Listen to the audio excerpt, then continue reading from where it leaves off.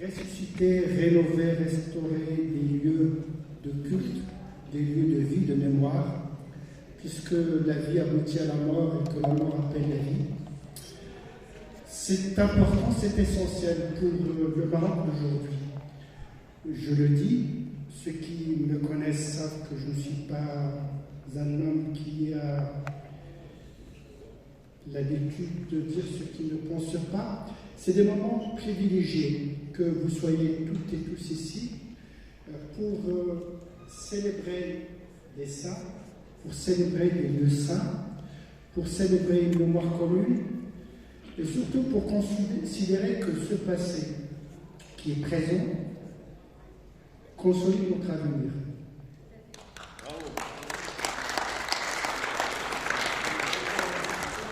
Parler des morts, des cimetières, parler des musées, parler des lieux saints et des lieux des saints, c'est pour nous aujourd'hui, tous au Maroc, quelles que soient nos croyances, quel que soit le cheminement de notre foi, de notre culte, donc de notre culture commune, c'est bâtir ce Maroc qui est le nôtre.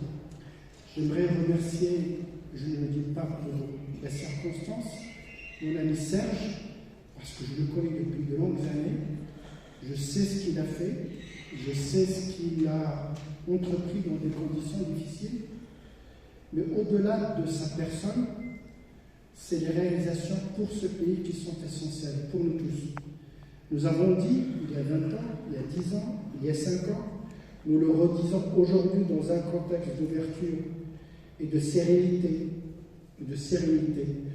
que tous les Marocains du monde portent l'avenir, les promesses, les illusions, mais aussi les contraintes et les problèmes de ce pays qui est le nôtre. Et parler aujourd'hui avec vous des spécificités culturelles du judaïsme de Meknès, pour moi, c'est un prétexte. Que ce soit Meknès, que ce soit Fès, que ce soit Bourama, que ce soit Casablanca, que ce soit Montréal, que ce soit Jérusalem, cette culture, nous la portons et nous la questionnons. Et donc aujourd'hui, Serge va parler de ce qui s'est passé hier, à travers ce qui a été fait depuis plusieurs années, dans ce projet magnifique qui est porté sous évidemment les directives de Sa Majesté, et que les maisons de la vie, qui sont celles des Juifs, les maisons de la vie qui sont celles des Marocains musulmans, des Marocains juifs, toutes ces maisons de la vie portent notre vie. Ils portent donc tous ces questionnements. Et je suis très heureux d'être avec ces éminentes personnalités dont je connais certaines, dont je ne connais pas d'autres et je serai très heureux.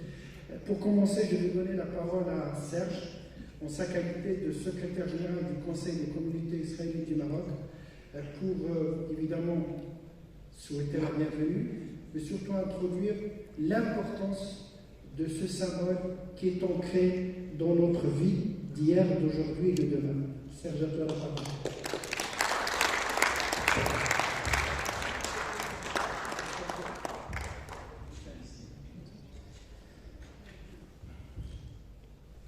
Cher Brice, chers amis, j'avais seulement prévu de faire une allocution de bienvenue, mais mon ami Brice a élargi mon propos.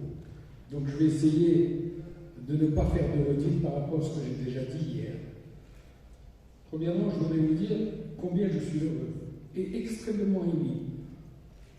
Beaucoup plus que vous ne le croyez, que vous soyez là, que vous ayez accepté de venir et que vous ayez accepté de participer à ce qui est pour moi et le couronnement de beaucoup d'années d'efforts pour revivifier le judaïsme marocain et remettre au devant de la scène le judaïsme classique. Donc je vous remercie d'être venu. Vous savez, l'ambivalence de la notion de juif classique qui va être traitée, je l'espère, de manière relativement gentille par M. Hatimi. Enfin, j'attends, on verra bien. Je suis content d'ailleurs qu'il ait choisi ce thème, qui est un des thèmes qui touche beaucoup. Quand on parle de Meknès, il y a toujours une ambivalence. C'est en même temps bien, et c'est en même temps spécial, et donc on est un peu les Belges de la France. Voilà. Donc aujourd'hui, je veux remercier aussi Moshe Maracher, qui a accepté immédiatement de nous accompagner et qui est un puits de science.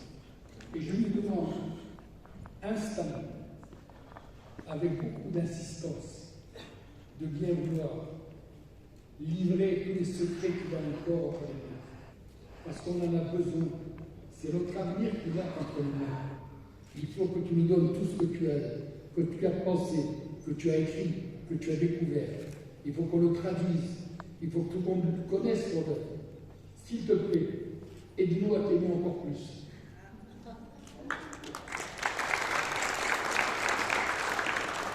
Je voudrais aussi remercier mon ami Maury Amar, qui lui est un personnage un peu atypique, médecin gynécologue. Il s'est complètement, disons, investi dans la recherche. Il a choisi un créneau extrêmement particulier, les takanotes de Meknès et de Fès. Sujet certainement très amusant, mais qui demande énormément de travail. Et ce sujet, il le maîtrise. Il est le seul à le maîtriser. Et je crois qu'avec lui, on va arriver à écrire, pas moi, je vais l'éditer, un livre sur ce catalogue de Meknès qui, en fin de compte, après des siècles de bisbilles entre Fès et Meknès, on finit par triompher. Donc merci. Merci. Maurice. Comme on dit, je vais rappeler une anecdote. Il y a une trentaine d'années, André Malraux est venu au Maroc. Et donc, on avait une très belle soirée au théâtre de Médecin. Et il y avait un ami que tout le monde connaît, qui est Moulay Ahmed Alaoui, qui était à ce moment-là ministre de la Communication. Et donc, il présentait André Malraux. Et donc, André Malraux avait des horaires très durs, très difficiles à cerner. Et il commence la phrase par dire « Mesdames et messieurs, on ne présente pas André Malraux ». S'ensuit un discours de 1h30, ce qui fait que Malraux s'est mis devant le micro, il a dit « Bonsoir monsieur et mesdames » et il est parti. On n'a rien entendu. Donc je ne vais pas faire ça. Joseph Toledano, comme tout le monde l'appelle Jojo, eh bien lui, il a investi l'histoire des Juifs de Meknès, et pas seulement ça, parce que j'ai relu un livre à lui sur les Juifs marocains pendant la guerre, qui est un véritable ouvrage historique que tout le monde doit lire. Donc, il a parlé de notre humour, il a parlé de notre histoire, il a parlé de nos rabbins, il a fait une thèse sur Meknès, et je pense qu'il a fait une très belle œuvre dans la plupart de ses ouvrages. Parce qu'il sait que nous avons quelques petits différends, mais au regard de l'histoire, malheureusement ou heureusement, c'est lui qui va gagner.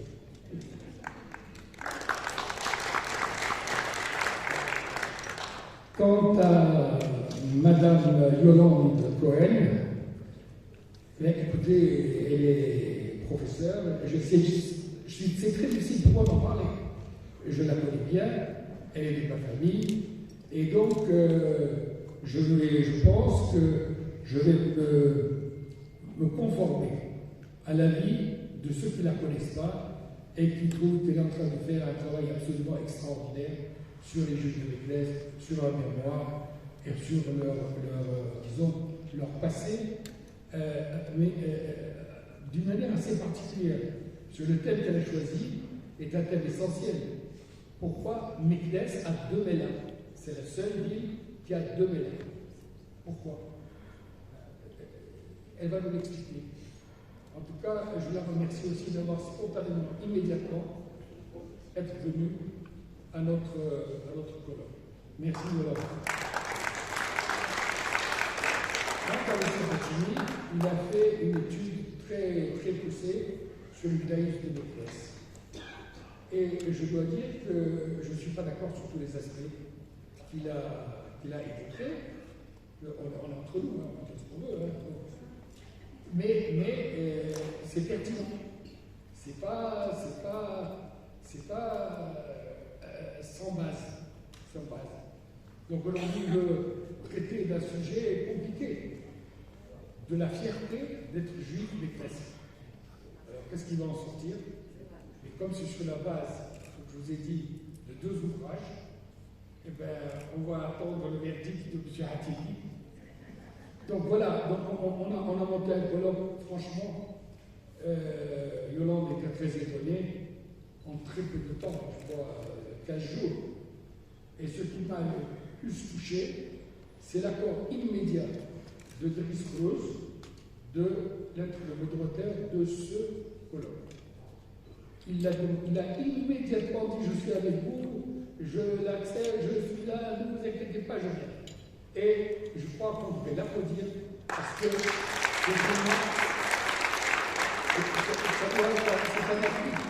c'est un acquis pour notre colloque et pour le Maroc d'avoir à nos côtés une personne comme Driss Rose. Donc, en 2 mots, il y a une trentaine d'années, nous avons décidé de nous préoccuper du patrimoine juif marocain. Et on a commencé à 4, M. Simon Lévy, M. Jacques Toledano, M. Boris Toledano, avoir, disons, essayé de voir comment on pouvait remettre sur la scène ce patrimoine juif marocain dont personne ne se préoccupait. D'ailleurs, exactement de la même façon qu'on ne se préoccupait pas du patrimoine marocain musulman, on ne se préoccupe pas du patrimoine, on vivait dedans, on était, disons, comment dirais-je, imprégné dans un bain, donc on s'en occupait. Je me rappelle que quand Alix de Rothschild est venu pour acheter ou acquérir des judaïkas, eh ben, tout le monde lui donnait des choses absolument incroyables de notre histoire, qui se retrouvent dans les plus grands musées d'Israël, et parce qu'on disait que c'était de vieilles choses, pas des choses anciennes. Et donc on a essayé de reprendre tout ça, et on a créé le musée du judaïsme marocain, qui à ce jour est toujours le seul et unique musée juif dans un pays arabe, et il est géré par une curatrice de premier ordre que je voudrais qu'on félicite, Zohar Mehili. C'est un personnage un peu unique, parce qu'aujourd'hui, elle cristallise, disons. Elle cristallise la culture juive marocaine. Elle a appris de tout le monde, mais elle a fait sa propre mixture, et aujourd'hui, elle a beaucoup de choses à nous apprendre. Merci, Zohar. Donc, on a fait un certain nombre aujourd'hui, nous avons plusieurs musées qui sont en cours de finalisation. Le musée juif de Tanger, qui va être fait, disons, dans moins de 3 mois, qui va disons, concerner strictement la zone nord de Tanger. De Tanger, Tétouan, Assila, toute cette région. Disons les hispanisants. Ceux qui nous appelaient à nous, les juifs de Meknès, los forasteros, dans les étrangers. Donc c'est tout un monde où nous essayons de faire vivre. Et donc il y aura le musée de Casablanca, et nous sommes en train aussi maintenant de créer le musée de Marrakech. Lui pour tout ce qui est amazigh, de tout ce qui était les relations juives avec les Amazighs. et 2 autres petits musées, un qui va être fait à El Jadida et un qui va être fait donc à Meknes, vous avez vu, qui a été fait, on ne peut pas dire que c'est un musée, c'est un espace muséal qui a été fait en une semaine grâce à l'apport essentiel de Paul Dahan, que tout le monde connaît, que je ne vais pas présenter, qui est le président du Centre culturel juif marocain de Bruxelles.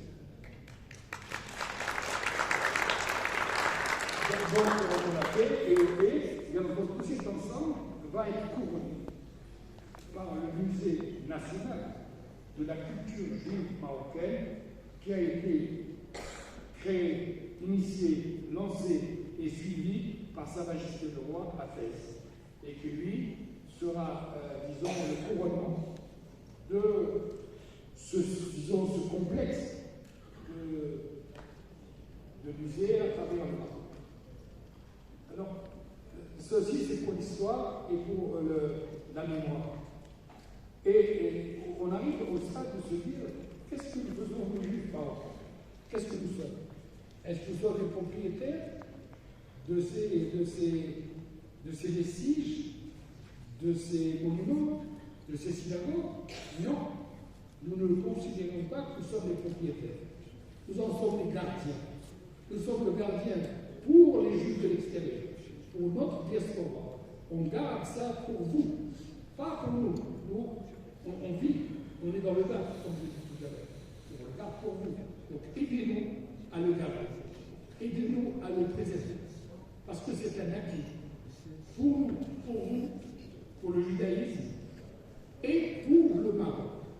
Parce que, comme l'a dit Brice, n'oubliez pas une chose. Aujourd'hui, la culture juive marocaine est partie réellement intégrante de la diversité des cultures et de la civilisation marocaine. C'est un pan entier que tout le monde veut préserver. Et donc, nous, juifs marocains, qui habitons le Maroc ou l'extérieur, devons avoir à cœur à préserver ce que nous sommes pour savoir demain ce que nous sommes. Parce qu'il faut que nous sachions quel est notre avenir en se basant sur ce que nous avons vécu. Je pourrais continuer comme ça des heures sur cette thématique. Mais l'idée qui me vient aujourd'hui, c'est que hier, on a eu ensemble un moment de retrouvailles, un moment de joie, un moment de liesse, un moment d'émotion. Et j'espère que dans l'avenir prochain, nous pourrons le répéter encore et encore avec nos amis musulmans, avec nos amis juifs de tous les pays du monde, pour que notre civilisation, notre convivence devienne un exemple, disons, incontournable. Parce qu'au bout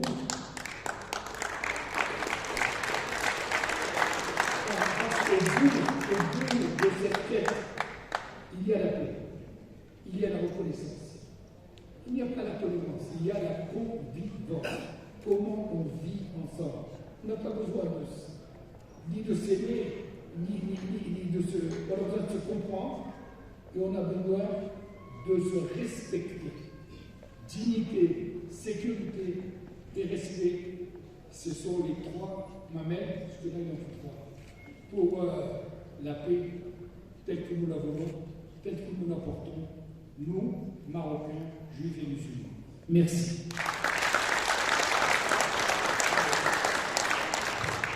Merci beaucoup, Monsieur le Secrétaire Général, cher Serge, pour ce message hautement politique dans le sens de la gestion de notre cité, au sens de projection de l'avenir et de vivre ensemble en paix, mais aussi dans la bonne intelligence dans laquelle la complémentarité et la symbiose sont des mots clés.